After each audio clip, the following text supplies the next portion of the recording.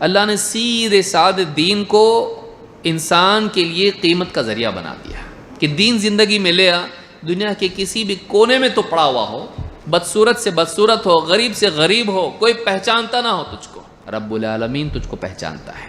سب نہیں پہچانے تو کیا ہونے والا اپنا، اللہ اس کو پہچانتا ہو، اللہ اس سے محبت کرتا ہو، اللہ کے ہاں اس کی قدر و قیمت ہو، یہ اصل چیز ہے جو کرنے کی ہے، دنیا نہیں۔ آج لوگ قدر کر لیں گے، آج لوگ سر پہ بٹھائیں گے، آج لوگ ہار پہنائیں گے، آج لوگ فوٹو لگائیں گے، کل بھول جائیں گے، کل بھول جائیں گے، اس کی جگہ کوئی اور آ جائے گا۔ آج سر پہ بٹھائیں گے، کل پٹک بھی دیں گے، آج تعریف کریں گے، کل گالیاں بھی دیں گے۔ یہاں کی عزت کوئی عزت نہیں، یہاں کا مقام کوئی مقام نہیں، مقام اگر ہے وہاں بنانا ہے۔